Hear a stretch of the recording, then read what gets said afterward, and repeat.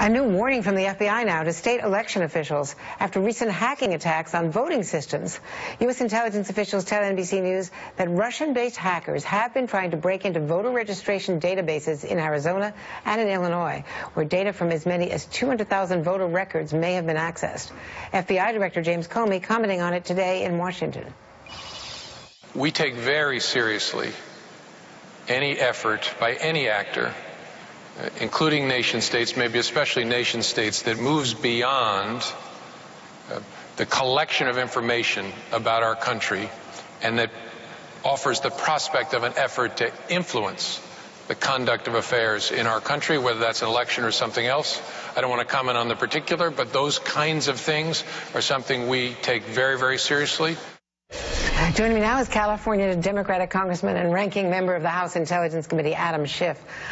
Congressman, from what you know that you can talk about, how serious is this threat of Russian hacking? Now, we've been told by other officials that the DNC hack, the DCCC hack, these other organizations were hacked by what looks like Russian intelligence.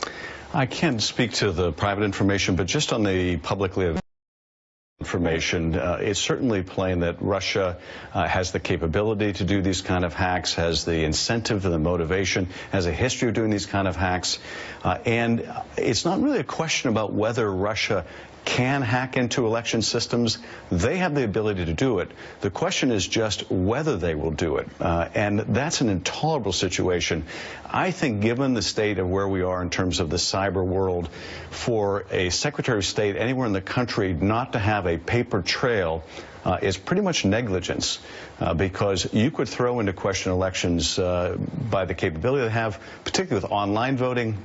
But even those voting machines that don't leave a paper trail, that's a very dangerous situation for us to be in electorally. Well, how complicated would it be to have a paper trail in every jurisdiction? It's not complicated. And I think the secretaries of state around the country have had ample notice that they ought to move to these systems.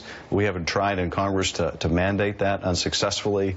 But particularly in this kind of Wild West that we're in, and where we have evidence of foreign governments seeking to potentially influence elections, then I think it's all the more incumbent that we take every possible precaution. We don't want to go through another contested election like 2000, let alone one where we may have a foreign government trying to interfere with our democracy. With this kind of thing going on, what is the possibility that if Russia wants to, we know they have this capability, if they want to, couldn't they interfere with the vote count in the presidential election or in these key Senate races, the Senate hanging in the balance? I think they plainly have the ability to interfere to some degree with the vote count, particularly in overseas voting, people in the military casting ballots online. Those are probably the easiest ways to tamper. But there are other ways they could also interfere with the election process, some in terms of potentially manipulating voter databases, voter registration files, but also, and this is probably pernicious, by manipulating data itself, by, for example, planting documents, dumping documents that are false.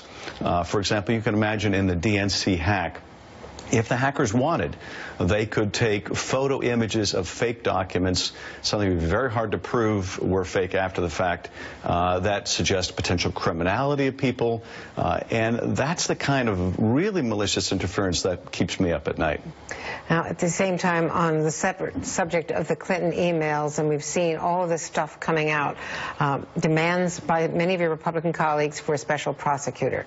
Is a special prosecutor warranted, given the close ties that Loretta Lynch has with this White House, and given the, what she's acknowledged was an inappropriate meeting with Bill Clinton? No, there's no evidence at all of any illegality in terms of the Clinton Foundation and the Secretary of State's work. The most that has come to surface is that some of the Clinton Foundation supporters also met with the Secretary of State, which you would imagine would be the case. So no, that's not at all the kind of foundation you would want for the extraordinary step of a special investigator prosecutor. What we have seen instead, frankly, is the unlimited use of congressional resources to investigate the Democratic candidate for president. That, to me, is an abuse. The fact that we spent 2 years in a now completely discredited investigation of Benghazi looking for something to use against Secretary Clinton, that, to me, is frankly the real impropriety here, the extent to which Congress's investigative time is being devoted for political purposes. Congressman Adam Schiff, thank you very much. Thanks for being Andrea. with us today.